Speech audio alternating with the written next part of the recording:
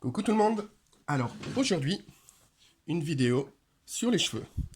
Donc sur une dernière vidéo, j'ai eu Léa qui m'a demandé de lui expliquer comment on dessine les cheveux. En premier, je vais vous expliquer que les cheveux permettent de reconnaître le personnage. Également des indices sur sa personnalité, son lieu d'habitation, ou si c'est une ethnie, si ça se passe par exemple en Égypte, plein d'indices qui vont donner le caractère du personnage. Donc là, j'ai pris l'équipe de Scooby-Doo. Ici, on a Sammy, qui a une coupe de cheveux un petit peu décoiffée. On a Vera, qui elle a un peu coupe de cheveux à la Mireille Mathieu, hyper stricte avec ses lunettes, mais un petit sourire quand même qui se cache. Et on a Daphné. Daphné, qui elle est un peu plus excentrique, avec une coupe dégradée, plus de mouvements, un ornement sur la tête, au-dessus, un serre-tête. Et on retrouve également au niveau du cou le foulard, hop, comme notre ami à gauche. Je ne sais plus comment il s'appelle. Si vous trouvez le nom, merci. Voilà, donc lui, il est plus smart. Bon, là, je l'ai fait un peu plus arrondi que ce qu'il doit être normalement. Il doit être un peu plus... son visage un peu plus rectangulaire. Et les cheveux blonds. Donc là, c'est blond, roux, et roux aussi. Donc on va parler également aussi des couleurs des personnages, mais ça ce sera dans un peu plus tard. Voilà. Ensuite, là j'ai pris des personnages de Tintin. Donc on voit le professeur Tournesol, on le reconnaît de suite avec il est chaud, avec son chapeau, sa coupe bizarre et sa moustache. Donc pareil, c'est un indice de reconnaissance très rapide. Là aussi le capitaine Haddock, qui lui ses cheveux, il s'en moque un peu, il met sa casquette de capitaine et il est parti pour l'aventure. Sa barbe aussi. Et Tintin, lui, c'est quasiment boule à Z. Et juste une petite mèche. Donc en gros, il met un petit peu d'eau, un petit peu de gel et hop, il est parti pour l'aventure. Donc des signes de reconnaissance très importants pour une lecture d'une BD. Hop. Et on va passer à la deuxième partie. Donc ça, vous devez connaître pour certains ou certaines ce cours-là. Mais j'ai un petit peu peaufiné. Et ça me permet de faire un contenu sur une vidéo. Donc on a ici, hop, deux côtés. Donc on a les coupes de cheveux asymétriques et les coupes de cheveux symétriques. Je m'explique. Donc on a un carré légèrement plongeant, où la longueur est quasiment la même, et une coupe de cheveux plate. Donc là on va avoir une personne un petit peu, là sur le cou, j'ai pas mis de couleur, donc ça fait terne. Donc ça va faire un peu morose. En dessous, j'ai mis une personne où j'ai essayé de garder une certaine symétrie, un petit peu style Sailor Moon et tout, déesse. J'ai mis des fleurs. Pareil, on parlera des ornements qui sont très importants pour réaliser une coiffure et dessiner des cheveux. Ça permet d'habiller et d'accentuer le caractère du personnage. Voilà, c'est cette symétrie qu'on retrouve. Ensuite, je suis allé sur ce personnage-là, et là j'ai joué la symétrie à fond. J'ai fait beaucoup de longueur d'un côté et rasé de l'autre. Là, pour m'amuser, j'ai fait quelque chose un petit peu style cyberpunk, Star Wars. Voilà. Et quelque chose un peu plus punchy. Donc je trouve que les coupes asymétriques, ça donne un peu de punch. Même si la symétrie, ça peut être plus doux, plus romantique, etc., etc. Tout dépend de comment on le dessine et comment on amène l'illustration, bien sûr. Donc la symétrie, pardon, pour cette coupe de cheveux, où on garde un petit peu le côté, un petit peu coupe garçon, court. Et là, la longueur, le flou d'un côté. Hop, voilà. Donc très important, asymétrique, dire asymétrie et symétrie pour une coupe de cheveux. Donc si on a une coupe symétrique, il faut bien garder quelque chose d'homogène de chaque côté. Et asymétrique, bien slashé, histoire que ça soit joli, qu'il y ait un beau rendu. Pareil au niveau des couleurs, ça peut être le cas. Donc petit retour en arrière au niveau de l'histoire. Là, ça nous fait penser un petit peu à une coupe de geisha, mais non, c'est une coupe de cheveux des années 1600, à peu près à l'époque, dire à l'époque de la Renaissance.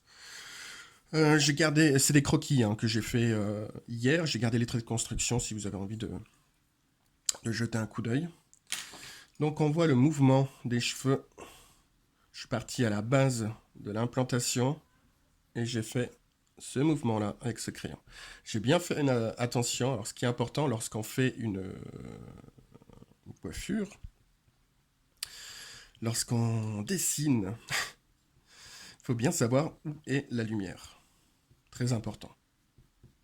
Ça nous permet de savoir où sont les ombres, où on va placer les zones plus claires, etc., etc. Donc sur les bordures, je fonce énormément, et ensuite j'opère un dégradé. Donc là, il n'est pas trop fin, mais avec un crayon bien taillé, ça permet de créer quelque chose de plus fondu, et d'aller dans les détails. Alors c'est très minutieux, c'est très long, les cheveux, ça fait partie... on peut autant les faire en 2-2 ou prendre toute une après-midi pour les faire, toute une nuit. Ensuite, on part sur une physionomie élevée, une coupe. C'est Marie-Antoinette, hein, c'est style Marie-Antoinette. Donc pareil, là on voit que je suis arrivé à la base de l'implantation. Et là, on va travailler.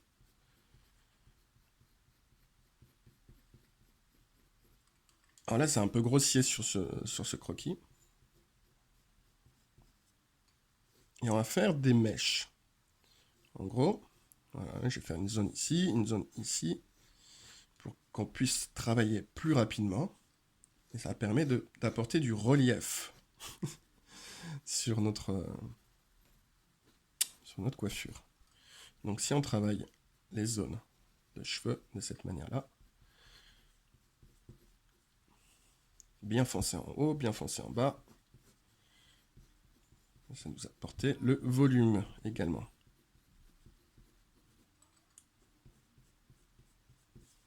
Voilà, dans mes peintures, j'adore dessiner les cheveux. Et je vous présenterai en dernier à la fin. Le souci pour dessiner les cheveux, c'est le crâne. Voilà, quelques coups de crayon. J'ai un petit peu remonté mon volume, mes dégradés. Voilà, et on va faire la même chose ici. Donc très important de regarder des références de coiffure pour comprendre le mouvement du cheveu. 1900, la belle époque. Donc l'intérêt de voir ces différentes coiffures, c'est qu'on va pouvoir les utiliser sur nos personnages. Donc si on va apporter quelque chose de glamour ou quelque chose un petit peu de coiffé décoiffé, on pourra utiliser ce style de coiffure, sachant que chaque pays avait un petit peu aussi sa touche particulière. En Angleterre, en France, en Afrique. Chaque coupe de cheveux était... il y avait une mode, une tendance. Mais il y avait quand même des modifications sur chaque pays, comme on peut le voir encore aujourd'hui. Voilà. Donc très important, pour assombrir, on va insister sur le crayon. Voilà. Et garder des mèches où on va voir la lumière. Hop. 1920, les années folles. Donc là, on part sur un blond, donc on va pas trop insister sur le crayon. Là où on pourra insister, c'est ici les frisottis pour marquer les boucles, les mèches. Et pareil, donner du volume. Donc là, je le fais avec un gros crayon pour que vous puissiez le voir. Et je suis en rate de crayon gris. Il me reste que ça. Voilà.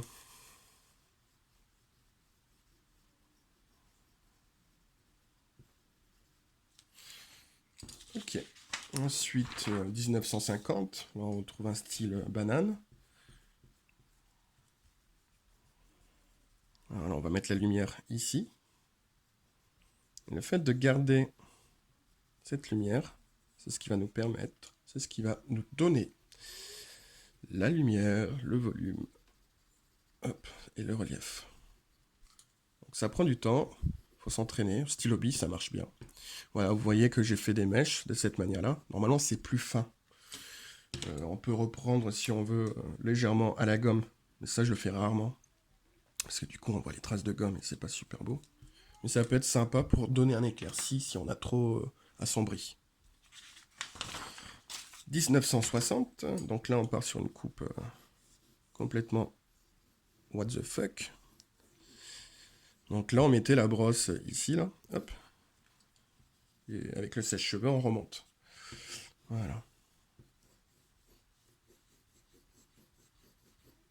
Donc on va trouver la lumière au centre de la mèche. Hop. Et là on remonte, on remonte, on remonte. On descend, on descend, on descend, on descend, on descend, on descend. On fait bien les pourtours. Hop. Et pareil, pour la coupe, on va suivre le mouvement. Voilà, etc., etc. Histoire de, pareil, d'avoir de la lumière ici, de la lumière là. Et, très important, ici, on va garder ce fameux sens du cheveu pour le remonter. Voilà, je ne vais pas te faire tout le dessin, c'est pour vous montrer des exemples avec différentes coiffures. Ensuite, on a les fameuses tresses. Donc, comment ça se passe pour faire une tresse? Donc là, c'est la tresse simple. Hein. On va créer comme des tuyaux. Donc, par exemple, si c'est une tresse sur le côté en escargot, bah pareil, on va faire ce fameux tube dans la direction que l'on désire. Et là, on va commencer à mettre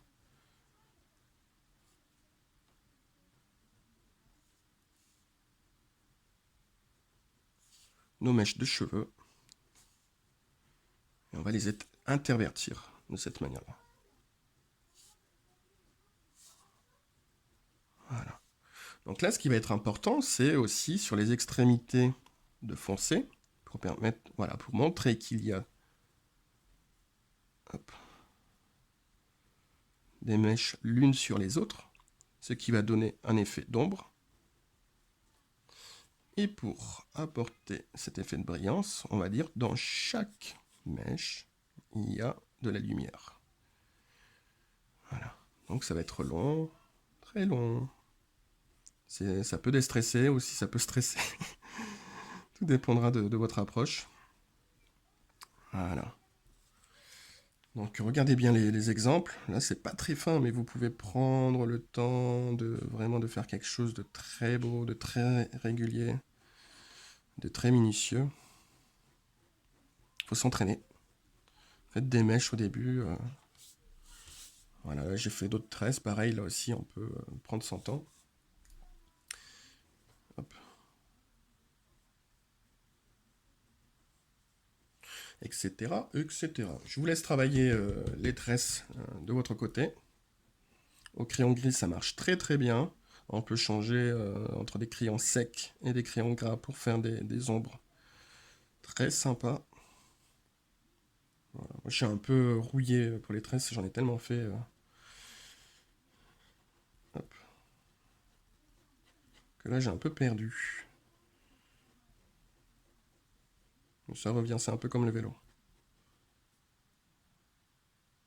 Hop. Ensuite, on a également les coupes de cheveux qui peuvent nous parler de tradition, de coutume. Hop. Le style aussi, qui est très important dans les coupes de cheveux. Et l'attitude du personnage aussi. Là, j'ai fait rapidement, c'est des croquis. Rapidement, j'ai fait un personnage style chevalier. Et là, j'ai fait les cheveux dans le vent et tout, de cette manière-là. Donc on peut l'imaginer sur un champ de bataille ou face à un ennemi. Et elle a les cheveux dans le vent et ça apporte un petit peu une touche, quelque chose comme on peut retrouver aussi dans les super-héros quand ils volent dans les airs ou ils sautent. Ça permet d'apporter une touche héroïque. Voilà. Donc réfléchissez bien au personnage que vous désirez faire. Ça va être primordial d'avoir ces informations en tête pour créer votre perso. Alors, la deuxième partie et la dernière. Créez une coupe de cheveux rapidement devant vous. Ce qui est très important pour créer une coupe de cheveux, c'est qu'il faut connaître exactement la structure d'un crâne. Donc c'est pour ça, sur les précédentes vidéos, je vous ai présenté où se plaçait le nez, l'arcade sourcilière, les yeux. Hop, voilà. Donc chaque personne a un crâne différent et tout dépendra de l'angle, ça nous changera la perspective. D'accord. Donc on va partir ou sur une coupe de cheveux symétrique ou asymétrique. On va apporter plus d'oreilles là, par exemple. On peut apporter également des boucles d'oreilles pour lui apporter un style.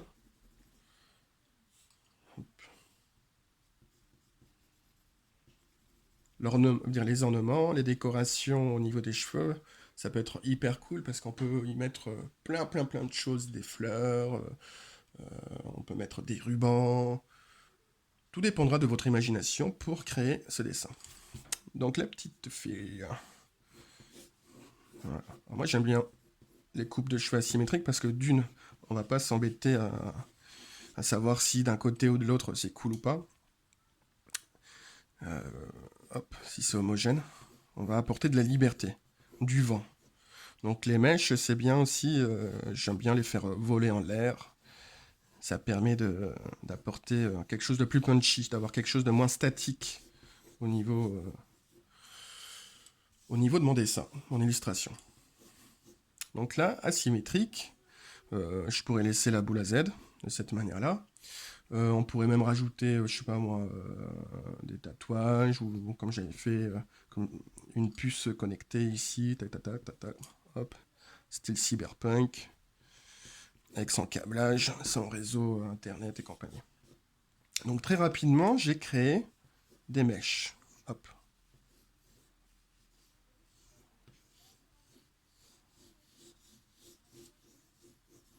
Voilà. Important, il faut réussir à trouver également l'implantation des cheveux. Vous allez voir, certaines personnes, les implantations des cheveux peuvent être hautes ou basses. Mais il faut toujours savoir que le front, il s'arrête, il commence ici, quoi. Il s'arrête là. Voilà. Regardez, vous, devant la glace, remontez vos cheveux, et vous allez comprendre. Donc pour faire le crâne aussi, pour trouver le haut du crâne quand on a une personne de face, on va prendre la moitié du visage, on va la reporter vers le haut, et ça nous fera le haut du crâne. Très important. Aussi, quand on fait une coupe de cheveux, hop, voilà, on va faire notre personnage comme ça. On va pas, sauf si c'est Sangoku, monter du volume comme ça. Il faut rester raisonnable.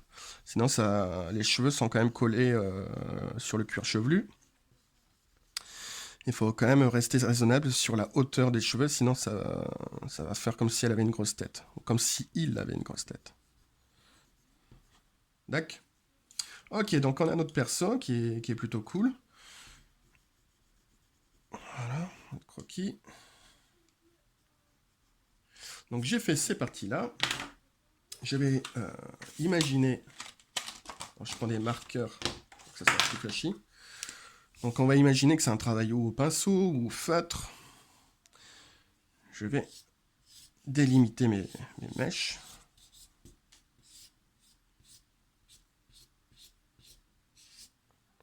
Réfléchir où est ma lumière. Et on va dire que la lumière arrive de ce côté. D'accord. Donc tout ça, ce sera dans la lumière. Ici. Un petit peu là. Un petit peu là. Et le bout des mèches ici et là. Un petit peu là. D'accord. On va changer de couleur. Donc on marche avec à peu près 3 couleurs. Une couleur qui va faire le lavis, l'ensemble de la chevelure. Une deuxième qui va faire les contours des cheveux. Et la troisième qui va permettre de faire le détail des mèches. Comme ça. Tac, tac, tac, tac, tac, tac, tac. peut en rajouter, on peut faire des dégradés avec les cheveux, on peut faire plein de choses. Hop, à vous de imaginer tout ça. Voilà.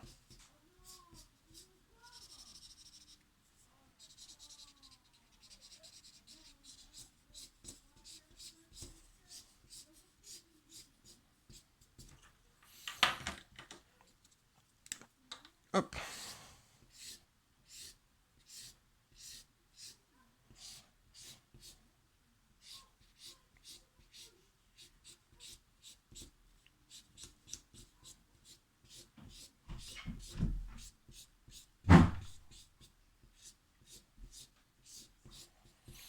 Hop. On peut revenir aussi avec les couleurs des cheveux pour le maquillage, très important, pour la couleur des yeux aussi.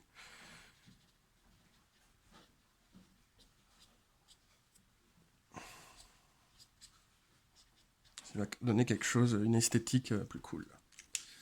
Dac. Donc, à vous de faire de nouvelles créations. J'espère que vous avez compris. Hop. Oui, on a compris. Voilà, alors ce dessin, je vais pas le terminer là parce que sinon ça va être trop long et quand on part sur des coupes de cheveux, ben, on est appliqué, on fait attention à plein de choses, les ombres et tout, l'équilibre. Mais je pense que vous avez compris dans l'ensemble